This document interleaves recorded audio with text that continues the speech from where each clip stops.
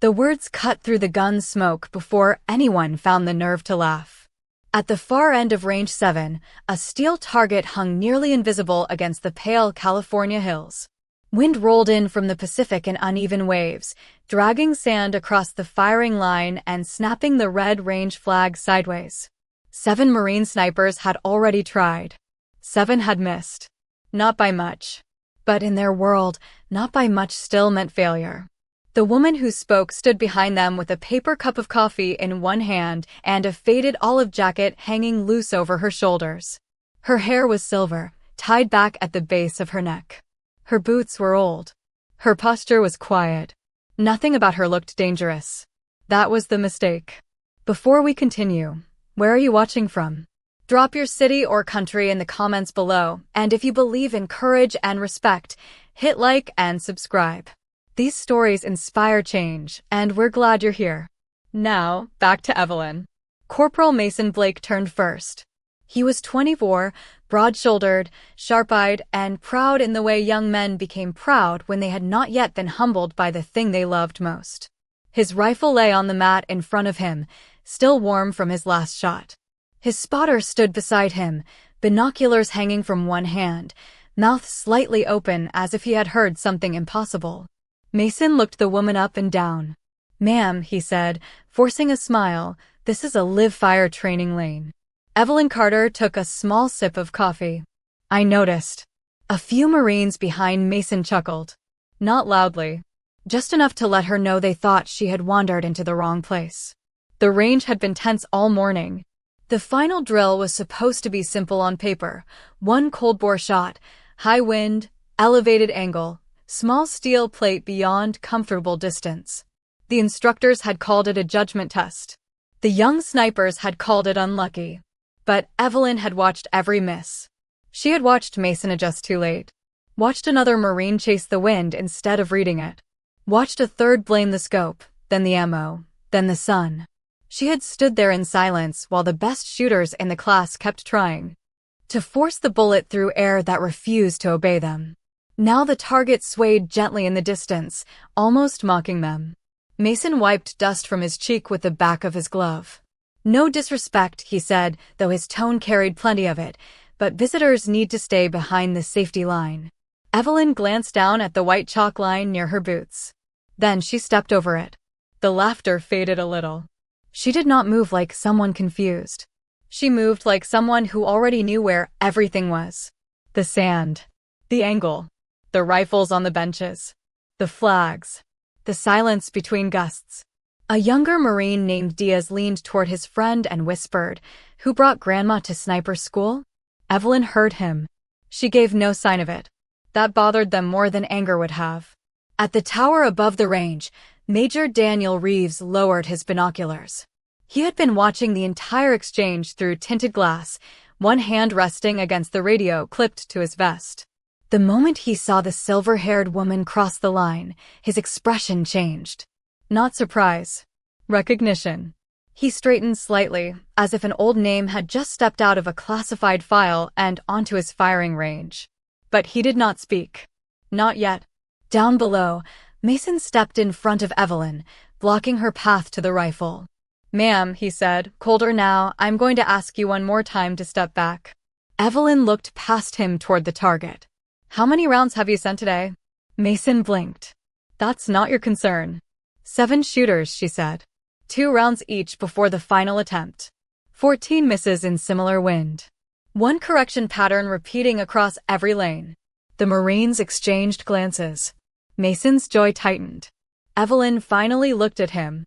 "You're holding too much pride in your shoulder," she said. "It travels through the stock." The firing line went still.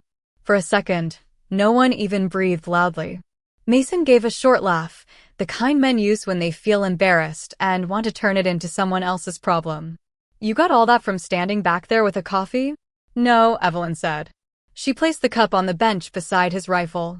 "I got that from watching you miss." A low murmur moved through the Marines. Mason's face changed. The smile disappeared. His ears reddened under the edge of his cap. He picked up the rifle and held it out toward her, not gently. "All right," he said. "Since you know so much." The weapon rested between them. Heavy, clean, expensive, modern. Evelyn looked at it as if looking at a familiar language written in a new font. Mason tilted his head. "Show us." From the tower, Major Reeves lifted the radio to his mouth. One of the range officers turned toward him, waiting for an order to stop the situation before it became a problem. But Reeves only said 2 quiet words. "Let her." Evelyn took off her faded jacket and folded it once over the bench. Beneath it was an old Marine Corps shirt, the emblem cracked from years of washing. On her right forearm, partly hidden by age and sunlight, was a thin white scar that ran from wrist to elbow like a line drawn by history. No one laughed now. Evelyn lowered herself to the mat with slow, careful control. Her knees touched first, then her elbows. Then her cheek settled behind the stock. The rifle stopped being an object in her hands. It became still. The wind rose again, pushing dust across the lane. Mason stood over her with his arms crossed, trying to look unimpressed. But his eyes had narrowed. Because for the first time that morning, someone on that firing line was not fighting the wind. She was listening to it. The first thing Corporal Mason Blake noticed was her breathing. Not the rifle, not the way her finger rested outside the trigger guard, not even the way the wind seemed to slow around her. Her breathing. It was quiet, measured, almost too calm for the conditions. Most shooters held tension in their chest when the shot mattered. Mason knew because he did it himself. They all did. The body understood pressure before the mind admitted it. But Evelyn Carter looked as if she had nowhere else to be. Behind her, the other Marines stood in a loose half-circle, watching with the kind of attention they usually reserved for commanders, instructors, or incoming danger. A minute earlier, they had been laughing at the silver-haired woman with the coffee cup. Now none of them wanted to miss what came next. The target waited in the distance. Small, pale, almost swallowed by heat, shimmer, and dust. A range flag snapped hard to the left. Diaz muttered under his breath. That gust just shifted again. Evelyn did not move. Mason glanced toward the tower. Major Reeves was still watching from above, one hand on the railing, face unreadable. That bothered Mason more than he wanted to admit. Because if this old woman was truly just some wandering veteran, Reeves would have stopped it already. Instead, the Major had given permission. Let her. Those 2 words sat in Mason's head like weight. Evelyn adjusted the rear bag by less than an inch. Not a dramatic movement. Not something meant to impress. Just a small correction, precise enough that Mason almost missed it. Then she spoke without looking up. "Your scope is clean." Mason frowned. "Of course it's clean. Your rifle is zeroed." "It is. Your ammunition is consistent." He crossed his arms tighter. "Then what's the problem?" Evelyn's eyes stayed behind the optic. "You." A few Marines looked down quickly, hiding their reaction. Mason's face hardened. "With respect, ma'am, you don't know me." "No," she said. "But I know the shot you took." That landed harder than an insult. Because in sniper training, a missed shot was never just a miss. It was a fingerprint. It showed doubt, ego, impatience, fear, overcorrection, hesitation. A bullet told the truth whether a man liked it or not. Evelyn shifted her shoulder slightly into the stock. "You saw the target," she continued. "Then you saw yourself missing it. Then you tried to beat both." Mason said nothing. The wind dropped for half a breath, then returned from a new angle. Evelyn lifted her head from the scope. "Not much. Just enough to look at him." "Who taught you to shoot angry?" The line went silent. Mason's jaw flexed. Nobody had said it like that before. His instructors had called him aggressive, competitive, driven. They had praised his speed, his confidence, his ability to take command of a lane. He had built an identity around being the man who did not back down. But angry?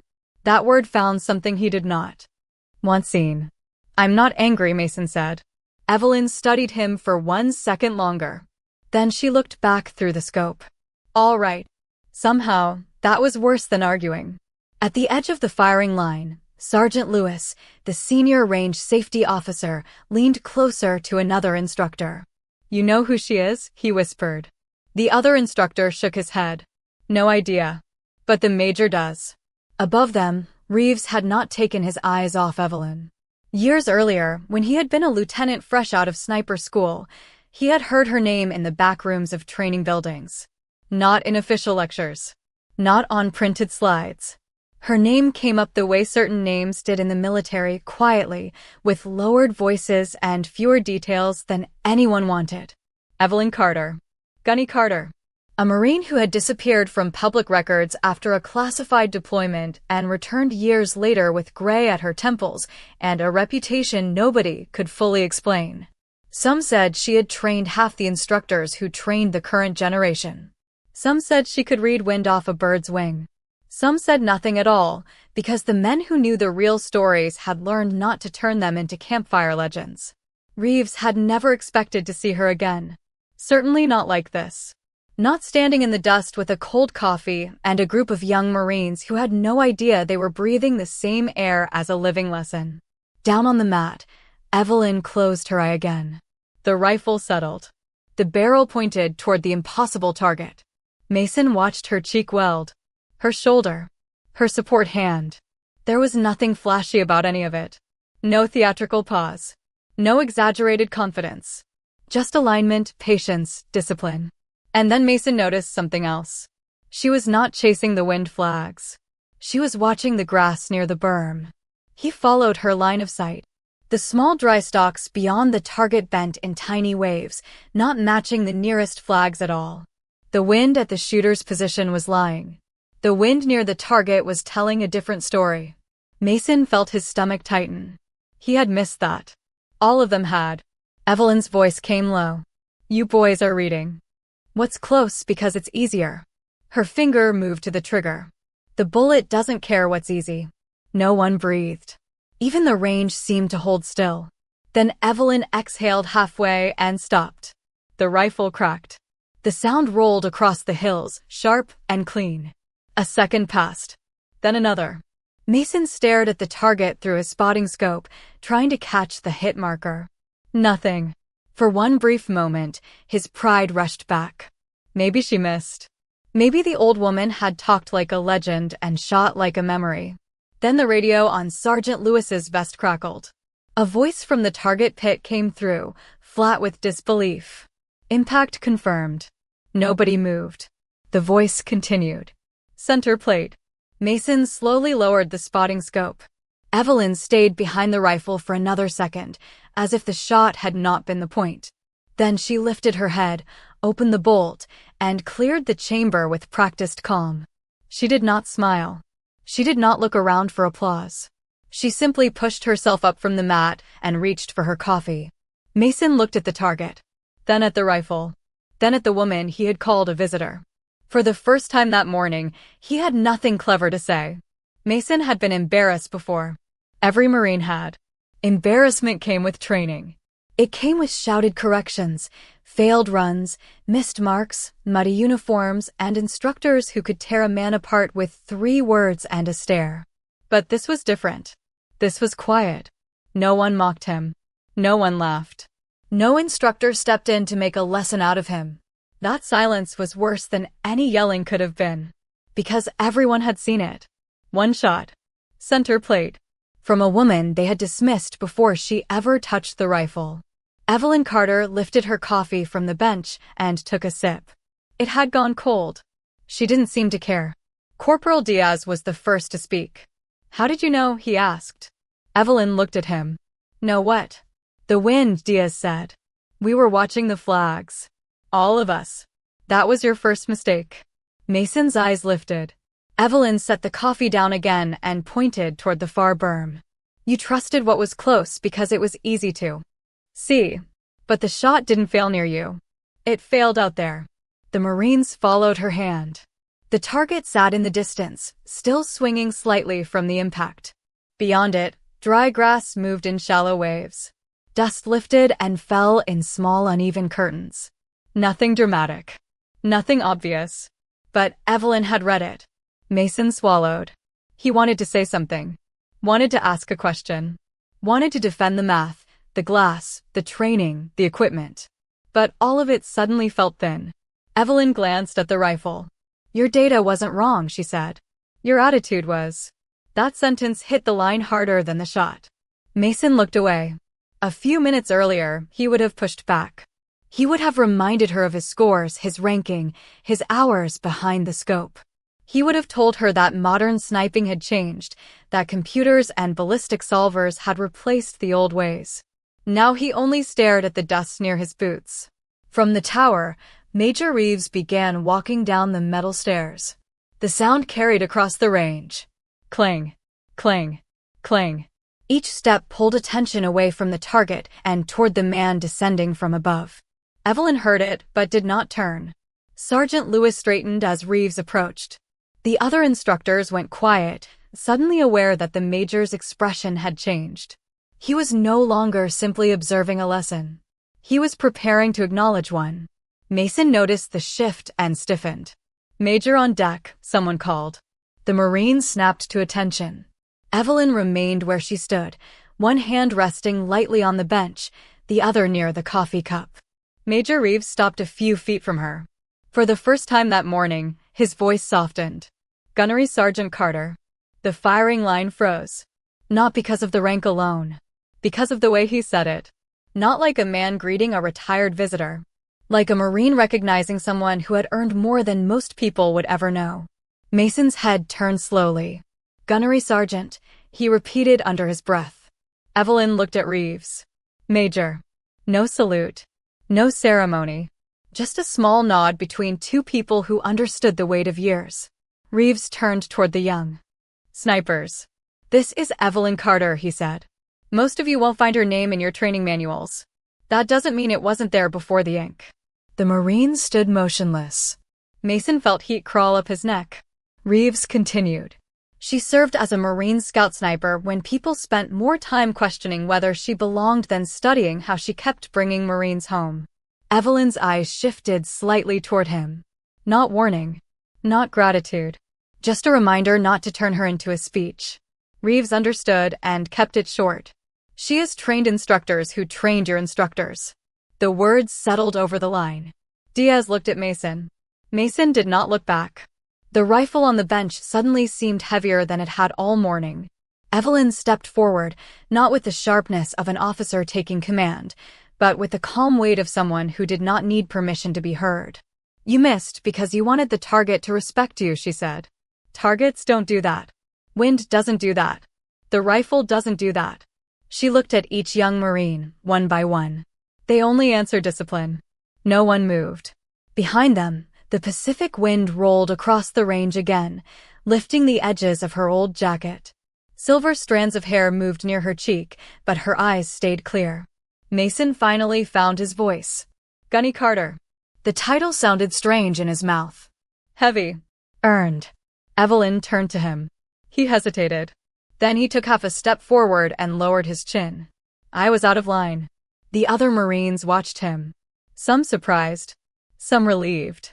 Some ashamed because he had said what several of them had been thinking. Evelyn studied him for a moment. Then she nodded once. "You were." Mason took the hit without flinching. "Yes, Gunny." She picked up one of the empty casings from the bench and rolled it between her fingers. "Being wrong won't end your career," she said. "Refusing to learn might." Mason nodded again. This time, there was no pride in it. Only attention. Evelyn placed the casing back on the bench and looked toward the target. "Reset the plate." Sergeant Lewis glanced at Major Reeves. Reeves nodded. The target crew moved in the distance. The young snipers looked confused. Evelyn reached for Mason's rifle and checked the chamber again out of habit, though everyone had watched her clear it. Then she looked at the group. "You all missed the same lesson," she said. "So we're going to take the shot again."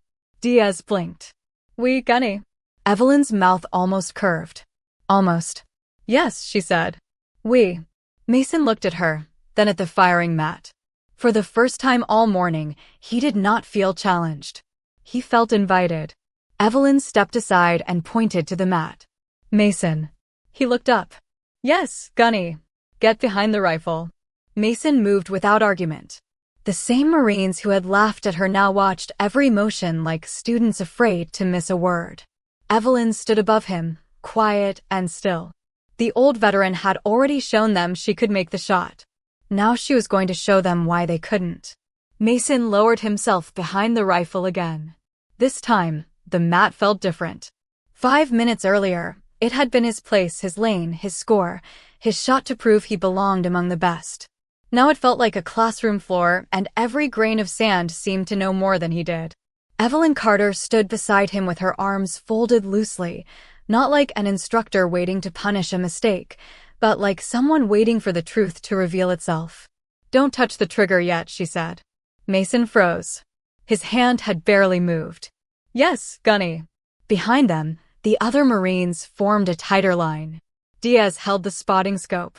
Sergeant Lewis stood near the radio. Major Reeves watched from a few steps back, saying nothing. No one wanted to interrupt her. Evelyn looked downrange. The plate had been reset. The wind had not. It moved across the range in broken layers, invisible until it touched something: grass, dust, fabric, skin. The young snipers had treated it like a number. Evelyn treated it like a living thing. "What do you see?" she asked. Mason kept his eye near the scope. "Target is steady. Slight left movement in the flags. Mirage is drifting." Evelyn said nothing. Mason waited. Silence stretched long enough to make him uncomfortable. Then she asked, "What else?" He swallowed. He scanned again. Slower this time. The target. The berm. The grass beyond it. The slope to the right. The heat shimmer.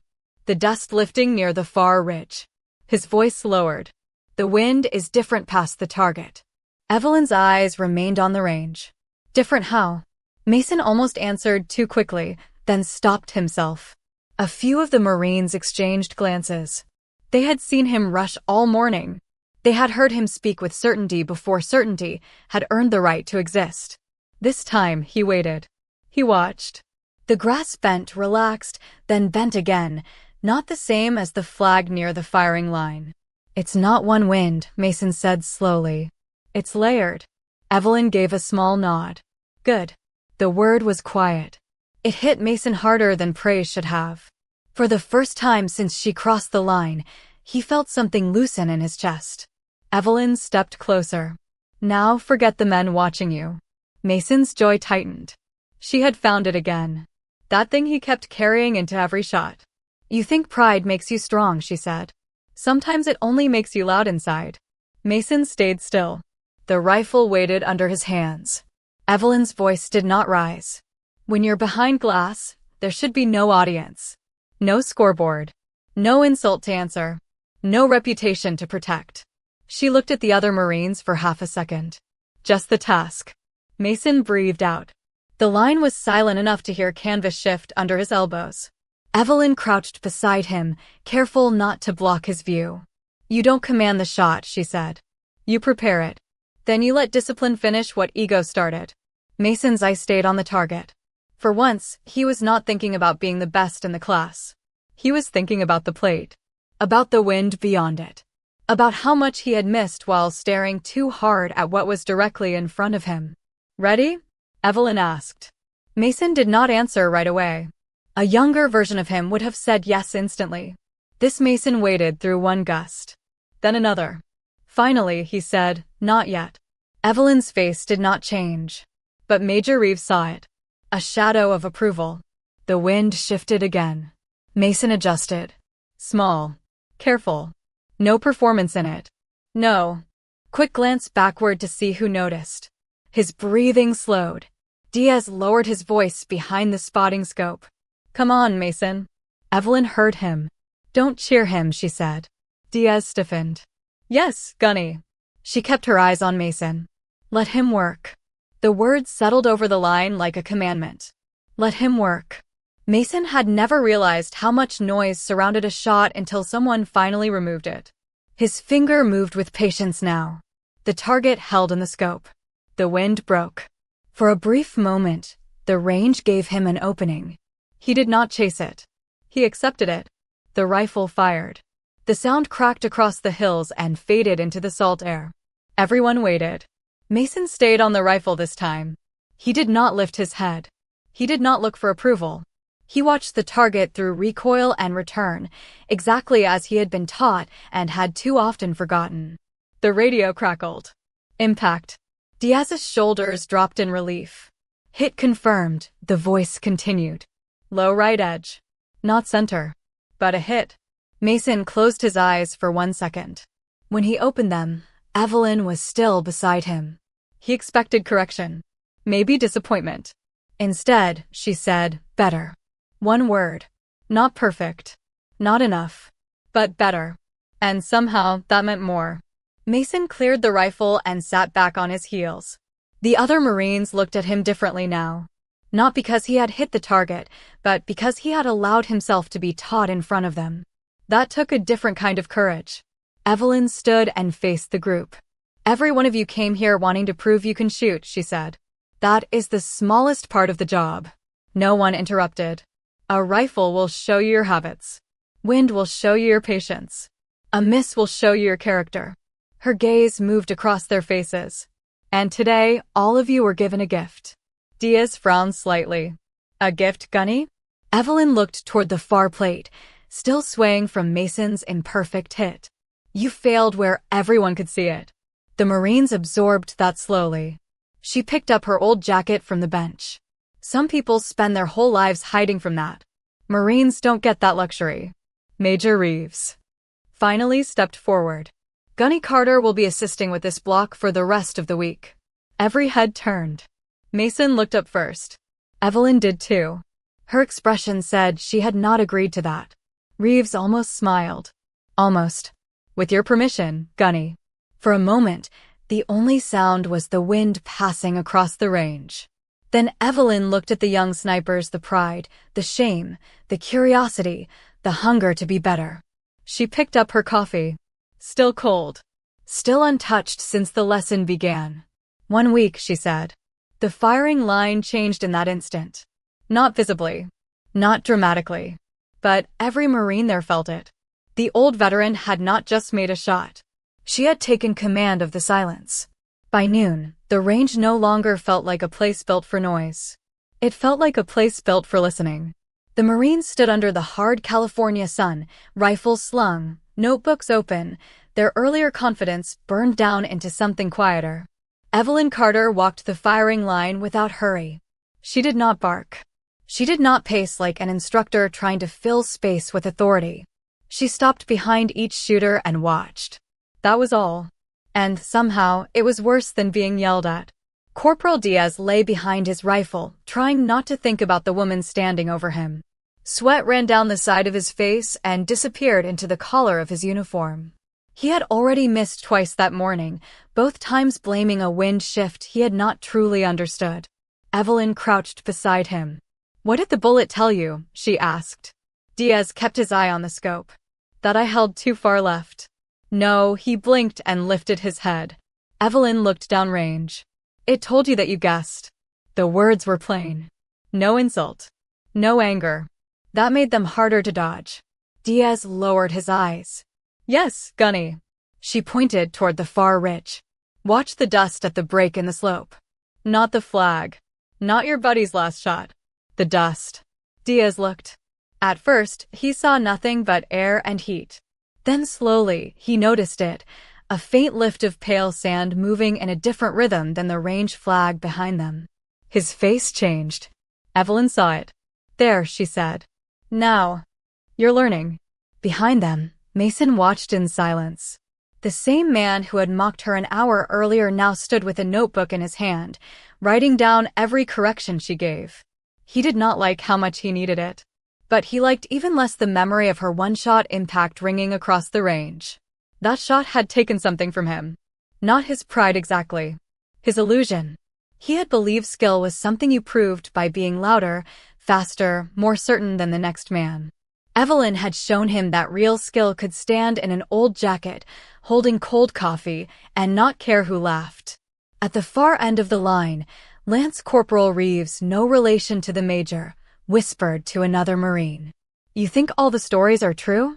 Mason heard him. What stories? The young Marine hesitated. About her. Mason turned. What about her? The group went quiet in that guilty way people do when gossip becomes dangerous. Before anyone could answer, Evelyn spoke from 6 yards away. Stories don't improve your grouping. Every Marine straightened. She had not even turned around. Major Daniel Reeves, standing near the range table, hid the smallest trace of a smile. Mason looked down at his notebook. But the questions stayed with him. What stories? During the short water break, the Marines gathered near the shade canopy. No one joked now. No one called her grandma. No one asked if this was a veterans tour. They drank quietly and watched Evelyn at the bench, cleaning dust from a rifle chamber with careful, economical movements. Mason stepped closer to Major Reeves. Sir. Reeves kept his eyes on the range. Corporal. Who is she really? The major was silent for a moment. Then he said, She already told you. No, sir. She gave us a name. Reeves turned slightly. And sometimes a name is more than enough. Mason accepted the warning, but curiosity pressed harder. Did she serve with your instructors? Reeves looked toward Evelyn. She trained one of them. Mason waited. The major's voice dropped. And when that instructor came back from deployment, he said there were two kinds of snipers in the Corps. Mason listened. The ones who could hit what they saw, Reeves said, and the ones who could understand what they couldn't. Mason glanced at Evelyn. She was still cleaning the chamber, her hands steady, her face unreadable. Which one was she? Mason asked. Reeves looked at him. The second. The answer followed Mason back to the firing line. In the afternoon, Evelyn changed the drill. No ballistic calculators. No wind calls from spotters. No second chances. Each shooter would observe, write their correction, explain it aloud, then fire one round. The protest started immediately, but quietly.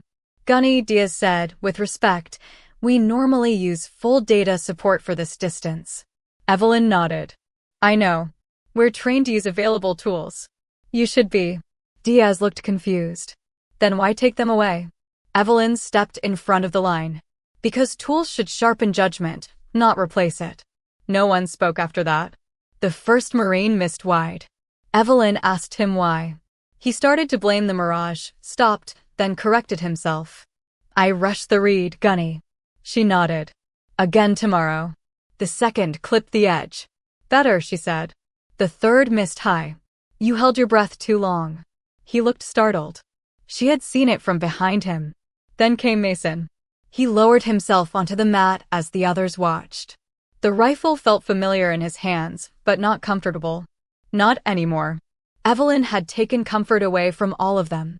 In its place, she had left responsibility. He studied the range. Near flag, left. Mid-range shimmer, uncertain. Far grass, quartering right. Dust at slope, rising, then falling. He wrote the correction in his notebook. Evelyn stood over him. Talk me through it. Mason exhaled. Wind is lying at the line. Holding for the far movement. Less than my first instinct. Waiting for the drop after the gust. Evelyn said nothing. Mason waited. The old him would have asked if that was right. The new one understood that asking too soon was another kind of fear. He settled behind the scope. The target appeared. Small. Patient. Unimpressed. His finger found the trigger. Then Evelyn said, Stop. Mason froze. Every Marine looked over. Slowly, he lifted his head. Yes, Gunny. She pointed to his shoulder. There it is again. Mason looked confused. What? You're trying to win. Heat rose in his face. I'm trying to make the shot. No, Evelyn said. You're trying to erase the morning. The words hit with quiet force. Mason stared at the mat. Because she was right. He had not been aiming at steel. He had been aiming at humiliation. Evelyn crouched beside him. The target doesn't owe you forgiveness, Corporal. Mason swallowed. Then what do I do? For the first time all day, her voice softened. You stop asking the shot to fix your pride. The wind passed between them. Mason closed his eyes for one breath. When he opened them, the range looked different. Not easier. Cleaner. He returned to the rifle. This time, he did not think about the Marines behind him. He did not think about the morning. He did not think about Evelyn's impossible shot. He watched. He waited. He breathed. Then he fired. The radio cracked a few seconds later. Impact confirmed. No one cheered. Evelyn had trained that out of them by sunset. The voice continued. Center left. Mason stayed behind the rifle. For the first time, he did not lift his head to see who had noticed. Evelyn stood above him, looking downrange. Now, she said quietly, you're starting to shoot. By the third day, nobody arrived late. The sun had not yet cleared the ridge when the first Marine stepped onto range 7. Then another. Then 5 more. No jokes. No music from phones. No lazy chatter over coffee. Just boots on sand. Rifles checked twice. Notebooks open. Mason Blake was already there. He sat on an ammo crate near the bench, studying the range before the targets had even been raised. 3 days earlier, he would have called that discipline. Now he knew better. Discipline was not looking prepared. Discipline was what remained when no one was watching. Evelyn Carter arrived without announcement. Same faded jacket. Same old Marine Corps shirt beneath it. Same paper cup of coffee in one hand. But the firing line reacted differently now. Men straightened. Not because they were ordered to. Because she had earned it. Morning, Gunny, Diaz said.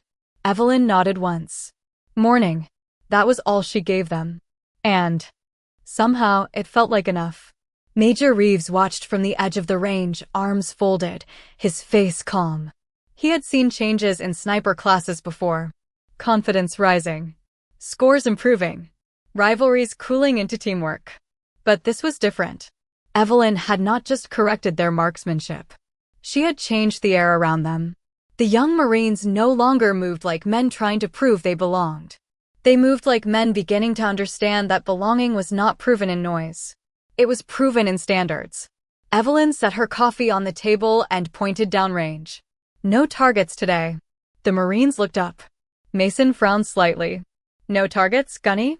No steel. No paper. No painted plates. Diaz glanced toward the empty berm. Then what are we shooting? Evelyn looked at him. Nothing. A confused silence passed through the line. She let it sit. Then she stepped forward. Today, you learn the part of the job people don't put in recruitment videos. No one moved. No trigger pull. No confirmed impact. No applause from spotters. No little voice on the radio telling you that you were right. She looked across their faces. Today, you observe. For the next 2 hours, the Marines lay behind their rifles and did not fire a single round. At first, it felt useless. Then it felt uncomfortable. Then it became hard. Evelyn made them record everything. Wind changes by terrain. Dust movement near the berm. Temperature shift as the sun rose. How heat shimmer bent differently over rock than over sand. How shadows shortened. How distant brush moved before the flags did. Every 10 minutes, she asked one Marine to speak. Not guess. Speak. Mason listened as Diaz described a wind change wrong, then corrected himself before Evelyn could. Another Marine identified a false read from near Mirage. A third admitted he had stopped watching because nothing seemed to be happening. Evelyn turned to him. Something is always happening. The Marine lowered his eyes. Yes, Gunny. She crouched beside him and pointed toward a dry patch of grass near the far slope. That moved before the dust lifted. He looked again. This time he saw it. His expression changed the way all there. Expressions had changed at least once under her instruction, that quiet moment when the world revealed it had been speaking the whole time, and they had simply been too loud inside to hear it. Near noon, Mason finally asked the question that had been sitting in his chest for days. Gunny? Evelyn stood behind him. What? How long did it take you to learn all this? The other Marines went still. They had wanted to know too. Evelyn did not answer immediately. She looked toward the empty range, and for the first time since she had arrived, her eyes seemed to travel somewhere farther than the berm. Long enough, she said. Mason waited, but she offered nothing more. Diaz, braver now than he had been on day 1, spoke carefully. Major Reeves said you trained instructors. Evelyn's gaze shifted toward him. He talks too much. From a few yards away, Reeves almost smiled. Almost. Mason turned slightly. Were they like us? Evelyn looked at the line, young faces, tired eyes, pride bruised but not broken. No, for a second, nobody breathed. Then she said, they were worse. A small laugh moved through the group, soft and quick, gone before it could become disrespectful. Evelyn let it pass. Then her face settled again. But they learned. Same way you will. By getting humbled before the stakes become permanent. The laughter disappeared. There it was. The thing behind every lesson. The reason she never praised too easily. The reason she made them sit in silence with their mistakes. The reason she treated arrogance not as a personality flaw, but as a threat. Mason understood suddenly that Evelyn was not teaching them to win a qualification drill. She was teaching them to come home. That afternoon, Major Reeves brought out a sealed training envelope. The final evaluation had been moved forward. No warning. No practice run. No ideal conditions. A simulated Overwatch scenario across broken terrain, with multiple decoy markers and only one valid target window. Each shooter would have one observation cycle, one call, and one shot. The Marines exchanged glances. 3 days earlier, they would have grinned at the challenge. Now they respected it enough to be silent. Evelyn stood beside the bench as Reeves explained the rules. When he finished, Mason raised his hand. Sir. Reeves looked at him. Corporal Blake. Request permission for Gunny Carter to spot. The line went quiet. Evelyn turned her head slightly. Mason felt every eye on him, but he did not back away. Not to give the answer, he said. Just to watch. Reeves looked at Evelyn. She said nothing. Mason added, quieter now, I want to know if I'm seeing what's actually there. Evelyn studied him for a long moment. On the first day, he had pushed a rifle at her like a dare. Now he was asking to be judged. That was not weakness. That was progress. She picked up the spotting scope and moved beside his lane. Get on the rifle. Mason lowered himself to the mat. The range opened before him. Wind moved in layers. Heat rose in broken sheets. The far terrain looked empty until it didn't. Behind the scope, Evelyn watched not the target, but him. His breathing. His shoulder. His patience. Mason scanned the field slowly. There were 3 possible target markers. 2 were bait. He would have chosen the obvious one on Monday. He ignored it now. The real marker appeared only when the wind shifted the brush near the low ridge. A small edge. A partial shape. Barely there. Mason whispered, I have it. Evelyn said nothing. He adjusted. Waited. Did not rush the window. Did not ask the shot to prove anything. His finger settled. The rifle fired. The sound cracked across the range and rolled into the hills. Seconds passed. The radio answered. Impact confirmed. Valid target. No one cheered. Not right away. They looked at Evelyn first. She stayed behind the spotting scope for another moment, then lifted her head. Her face was unreadable. Mason cleared the rifle and sat back. Finally, she nodded. Just once. Good shot. The words were simple. But to Mason Blake, they felt heavier than any medal. Because they had not been given to his pride. They had been given to his discipline. The final evaluation should have ended there. 1 confirmed impact point, 1 valid target point, 1 lesson learned in front of the entire firing line. But Range 7 had a way of holding back its hardest truths until men thought the test was over. Mason Blake rose from the mat with sand on his sleeves and something unfamiliar in his chest. Not pride. Not exactly. Pride would have made him look around to see who had witnessed the shot. This felt quieter. He looked at Evelyn Carter. Thank you, Gunny. She was still behind the spotting scope, studying the far ridge. Mason waited for her to answer. She did not. Major Reeves noticed first. The wind had changed again, but it was not the wind that caught Evelyn's attention. Her hand lowered slowly from the focus ring. Her eyes narrowed toward the broken terrain beyond the training markers, past the safe impact zone, where the hillside dipped into scrub and shadow. Reeves stepped closer. Gunny? Evelyn did not look away. Who cleared that ridge? Sergeant Lewis turned toward the map table. Range control cleared it at 0600. No personnel beyond the boundary. Evelyn's voice remained calm. Check again. The Marines exchanged glances. Mason felt the air change. 3 days with Evelyn had taught him that her calm did not mean nothing was wrong. Sometimes it meant she had already seen the problem and was deciding how much time remained before everyone else caught up. Lewis lifted the radio. Range control, this is 7. Confirm far ridge is clear beyond sector marker 3. Static answered first. Then a voice came back. 7. Range is confirmed clear. Evelyn's jaw tightened. Barely. But Mason saw it. She moved away from the scope and pointed toward the low ridge. Major, I have movement beyond the decoy line. Reeves lifted his binoculars. The Marines went still.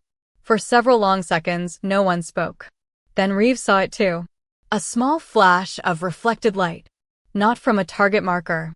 Not from range equipment. Something lower. Something wrong. His voice hardened. Cease all training.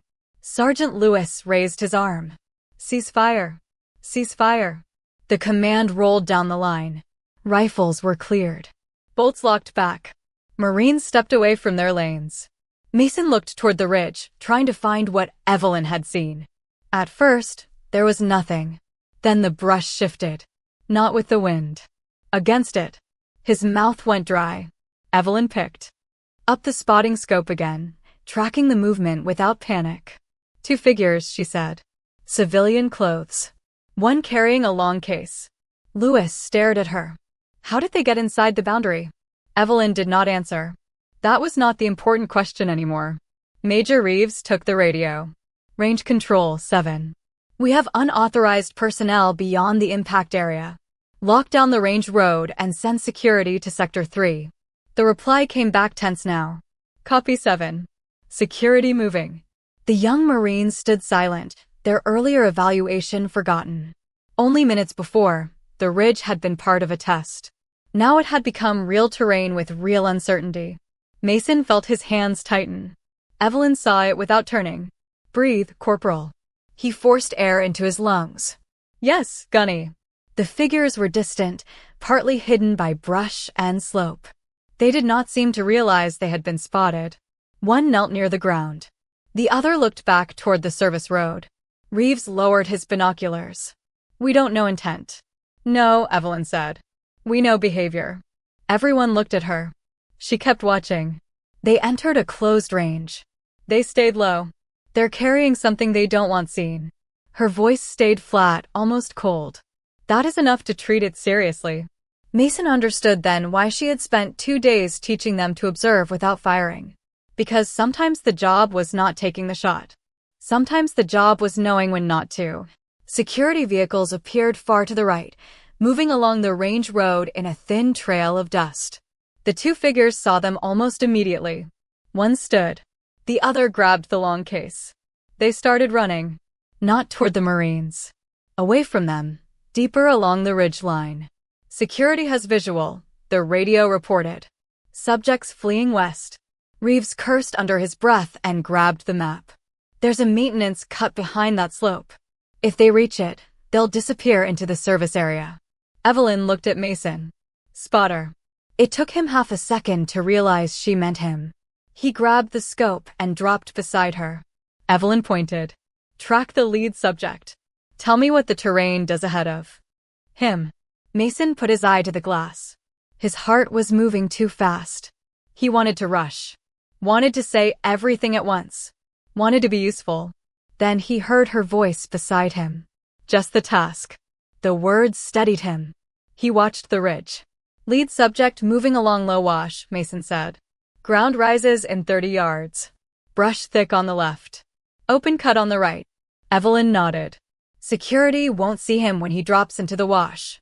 Reeves lifted the radio. Security 7. Subjects will disappear in the wash ahead of you. Cut right before the rise. Do not follow straight. There was a pause. Then the security team turned before the ridge swallowed the fleeing men. Mason stayed on the scope. His breathing slowed. He was no longer thinking about his score, his shot, or who was watching him. He was reading terrain.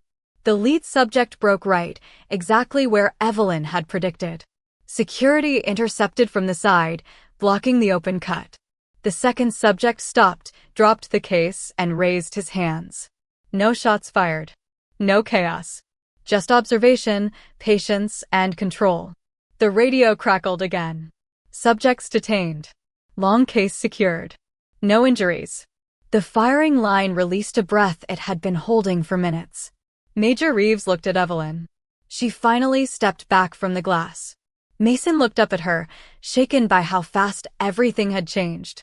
"You saw them before anyone else," he said. Evelyn picked up her cold coffee from the bench. "No," she said. Mason frowned. "You didn't." She looked toward the ridge. "I listened before everyone else." Then she turned to the young Marines. The lesson had moved beyond the target now, and every one of them knew it. The range stayed quiet long after the radio confirmed the detention.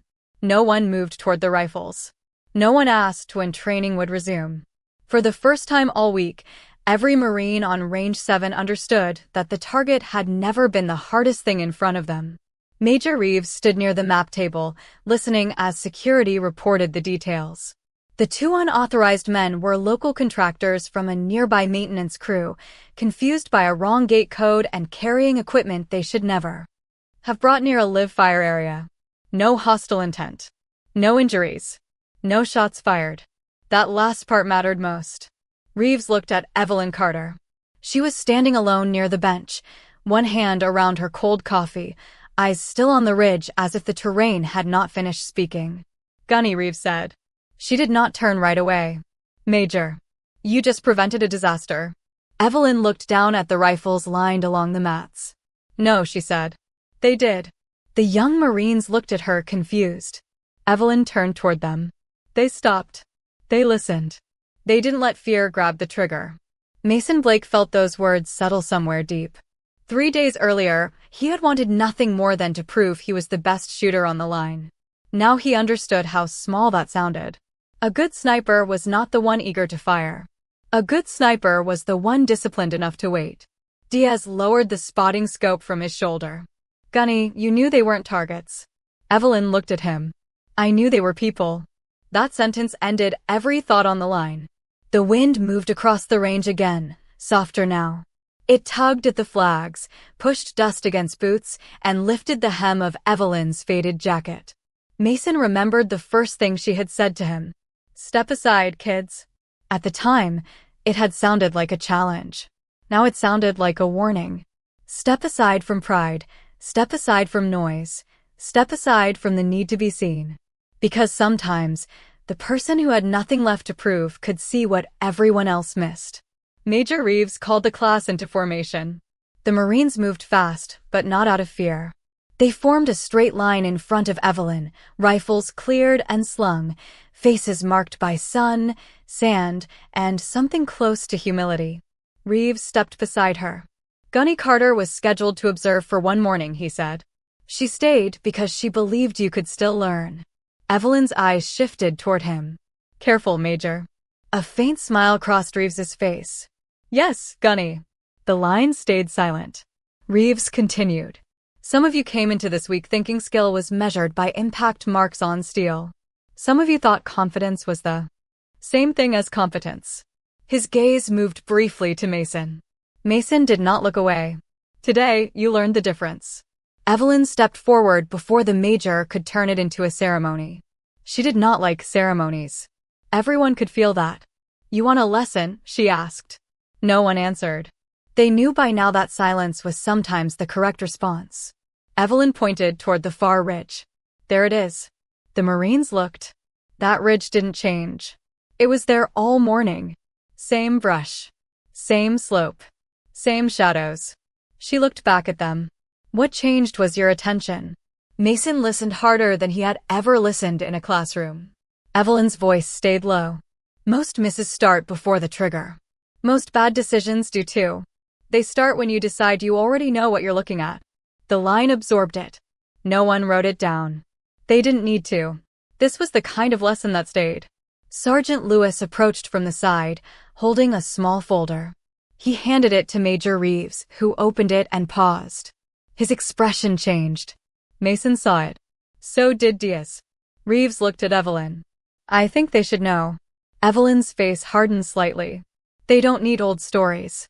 "No," Reeves said. "They need context." For a moment, neither of them spoke. It was the first time the young Marines saw Major Reeves hesitate in front of anyone. Then Evelyn gave the smallest nod. Reeves turned to the line. 26 years ago, Gunnery Sergeant Evelyn Carter was attached to a Marine reconnaissance element during an operation overseas. Her team was pinned down in terrain with poor visibility and broken communications. The Marines stood still. Evelyn looked past them, not at the ridge now, but at something much farther away. Reeves kept his voice controlled. She identified movement no one else saw, held fire when others thought contact was confirmed, redirected the team, prevented friendly casualties, then guided extraction under pressure until every Marine was accounted for. Mason felt the air leave his chest. Not because the story was loud, because it wasn't. There were no dramatic details, no glory, no decoration polished for effect. Just a simple truth. She had been here before. A different place. A different ridge. Higher stakes. Same discipline. Reeves closed the folder. That report is why some of us learned her name before we ever met her. Evelyn looked back at the class. And some of us learned not to talk about things we weren't there to understand. Reeves accepted the correction with a nod. Yes, Gunny. Mason stared at the sand. He thought of how he had spoken to her on the first morning. How he had stood between her and the rifle. How easily he had mistaken age for weakness, silence for uncertainty, patience for irrelevance. He stepped forward. Not far. Just one pace. Gunny Carter. Evelyn looked at him. Mason removed his cap, held it against his side, and stood straighter than he had all week. I owe you more than an apology. The line watched. Mason's voice did not shake, but it carried the weight of a young man choosing honesty over image. I judged you before I knew anything. Then I kept trying to prove myself instead of learning from you. He swallowed. That won't happen again. Evelyn studied him for a long moment. The old version of Mason would have wanted forgiveness. This one waited for judgment. Finally, she said, good. Mason blinked. That was all. Good. Not, you're forgiven. Not, don't worry about it. Not, it's fine. Because it had not been fine. And somehow, that made the word worth more. Evelyn looked at the rest of the class. Apologies are easy when everyone is watching, she said. Change is what you do when they stop. Mason nodded. Yes, Gunny. Then something unexpected happened. Diaz stepped forward too. Then another Marine.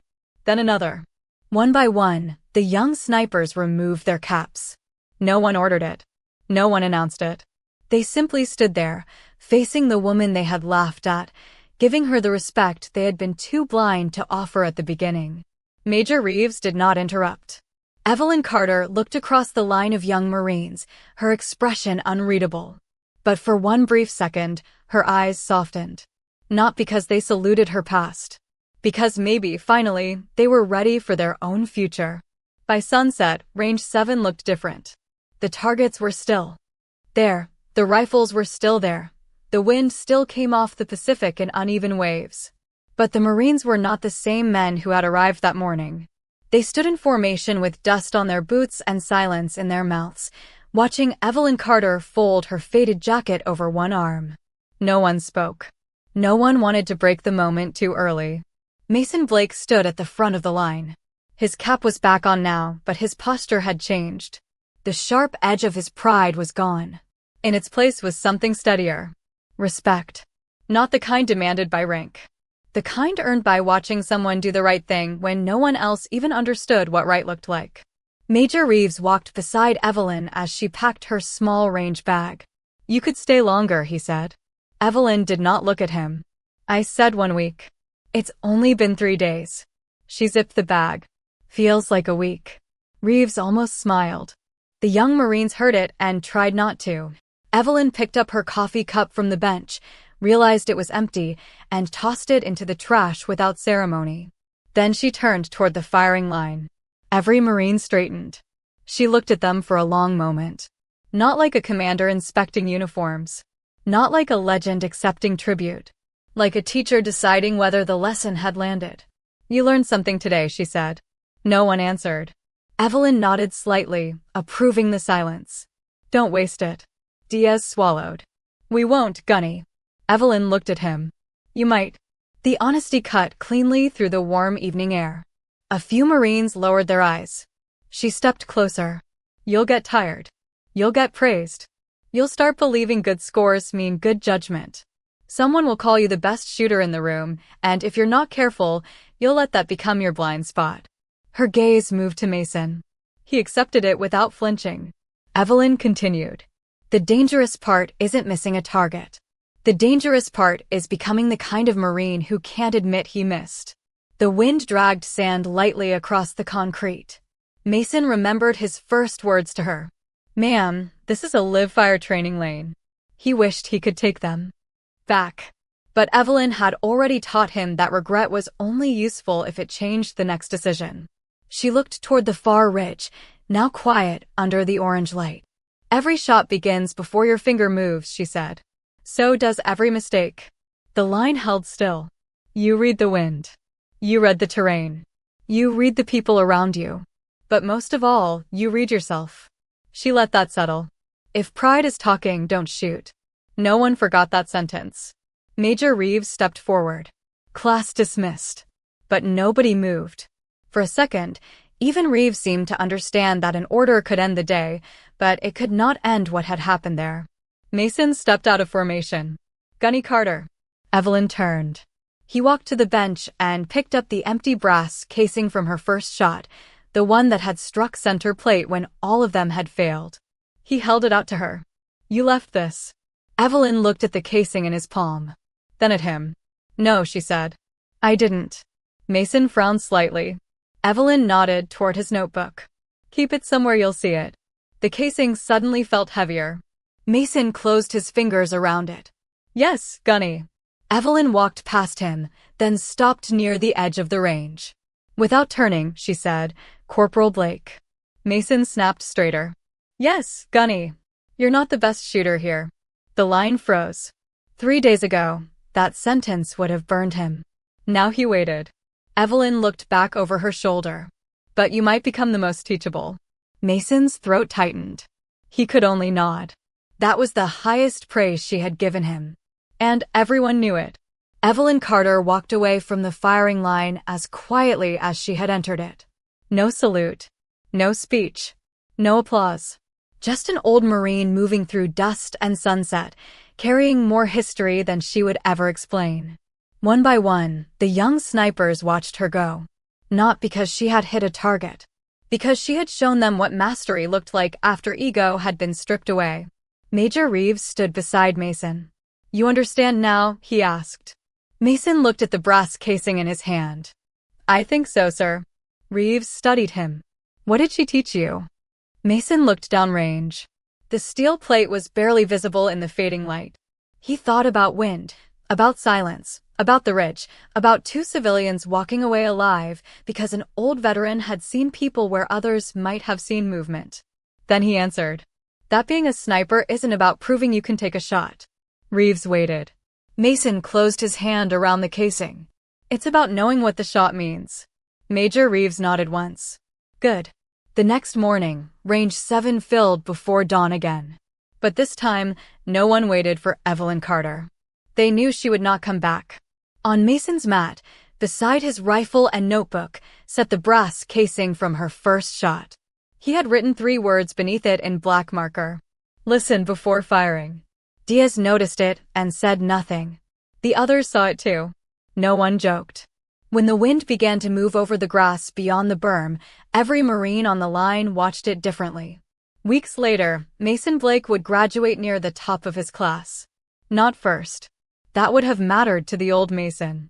The new one kept the casing in his pocket during every evaluation.